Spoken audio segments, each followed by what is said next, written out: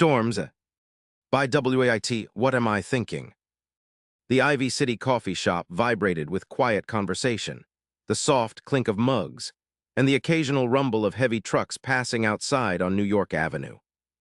Chico stared at his reflection in the window, a faint silhouette against the damp, industrial stretch of Northeast D.C.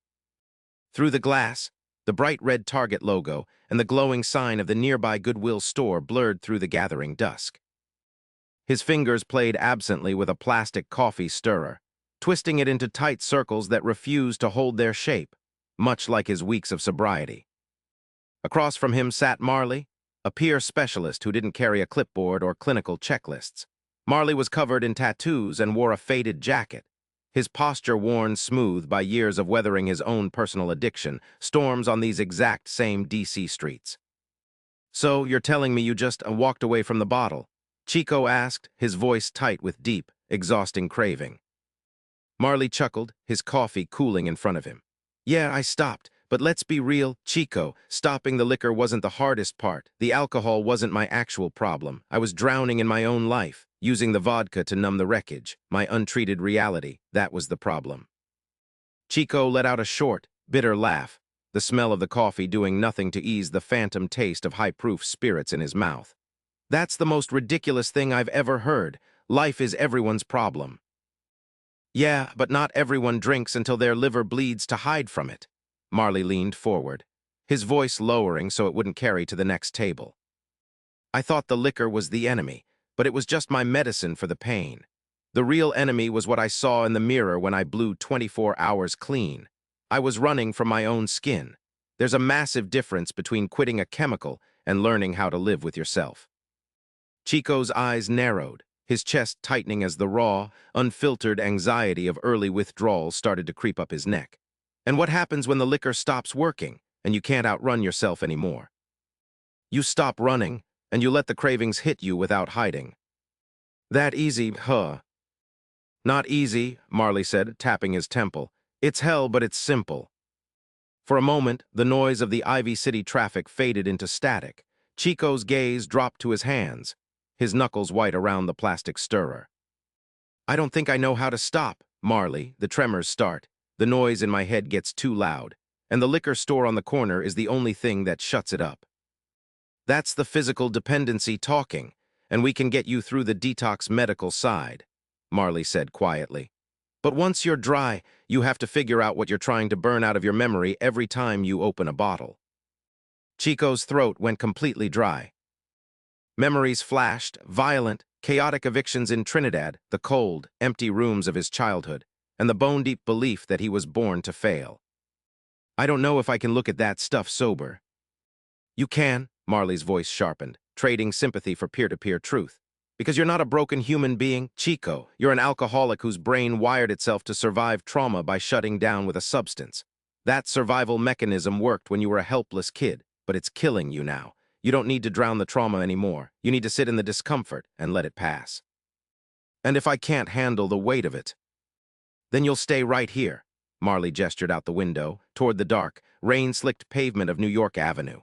"Stuck in the same loop, panhandling outside the Target, convincing yourself that a slow suicide in a bottle is all you deserve."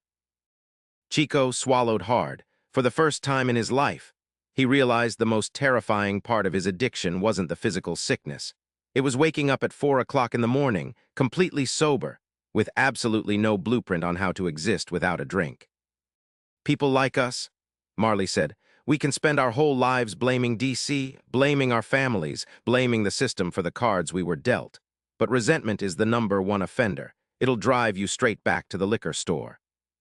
"So what, I just magically decide to be better?" "No," Marley said, finally taking a sip of his lukewarm coffee. "You choose to do the heavy, ugly work of recovery. You show up to groups. You call your sponsor when your hands shake and when you slip up, because relapse is a real part of this disease. You don't use it as an excuse to go on a 3-month bender. You get back up, examine the trigger, and start counting days again." Marley reached into his bag and pulled out a tattered, sweat-stained notebook. "The people who actually make it out of the gutter, they aren't saints. They're just the alcoholics who got tired of failing the same way and decided to try failing differently until something clicked." Chico's fingers relaxed, letting go of the twisted plastic stirrer. For the fraction of a second, a thought crossed his mind. Maybe sobriety wasn't about waiting for his problems to vanish. Maybe it was about building enough spiritual muscle to face them head-on. So, Marley asked, his eyes locked onto Chico's. Are you ready to check into the stabilization bed tonight and stop running? Chico met his gaze, something raw and real flickering beneath his bloodshot eyes. Yeah, he said, his voice barely a whisper. Yeah, I think I am. 2 weeks later, Chico sat on a weathered bench outside a transitional living house in Northeast, sipping stale, burnt coffee from a paper cup. The sky over Ivy City was heavy, dark clouds rolling in low over the warehouses. Marley showed up just before the downpour started, late as usual, his boots damp from the pavement. What's that? Chico asked, nodding toward the tattered notebook Marley was carrying. My inventory, Marley said, sitting down on the bench beside him. My steps, my slips, my wreckage, like you, my recovery is an uncompleted book. Chico smirked, though his face looked hollower, his skin still adjusting to the absence of toxins. Does this story end with you becoming a hero? Nah, Marley handed him the book. It ends with me learning how to accept reality on reality's terms. Curious, Chico opened the first page. Written across the top in thick, unyielding ink was a single line. You've been sinking for so long, now it's time to learn how to swim. Chico's breath caught in his throat. For years, he had been begging for a miracle, praying for some external force, a relationship, a court order, a dollar bill to magically fix his addiction. But looking at the messy handwriting, the illusion shattered. There was no magic cure. No one was coming to rescue him from his own choices. To survive alcoholism, you have to be active in your own rescue. This isn't just your journal, Chico muttered, staring at the page. No, Marley said, his voice dropping its usual casual tone, becoming dead serious. It's the map out of the maze, it's yours now. Chico closed the notebook, feeling a strange, heavy shift occur inside his chest.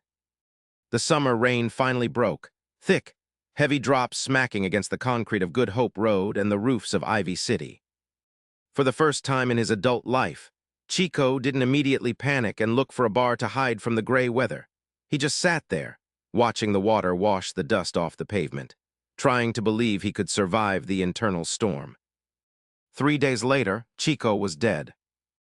The house manager found him face down on the linoleum floor of his small room at the halfway house. On the nightstand, sitting right next to Marley's tattered notebook, was an empty, discarded fifth of cheap plastic bottle vodka. The craving had caught him in the isolation of the night, and the disease had done what it always does when it gets a clean shot. Marley stood in the empty room after the medics left, the silence of the space pressing against his ears like a physical weight. He picked up his notebook from the dresser. Chico hadn't written any new pages, but at the very bottom of the first leaf, right underneath Marley's line about learning how to swim, Chico had scratched out a final, frantic note with a dying pen. Marley read the ragged handwriting, the ink cutting deep into the paper. You can't pull someone to safety if they're convinced that they were born to drown.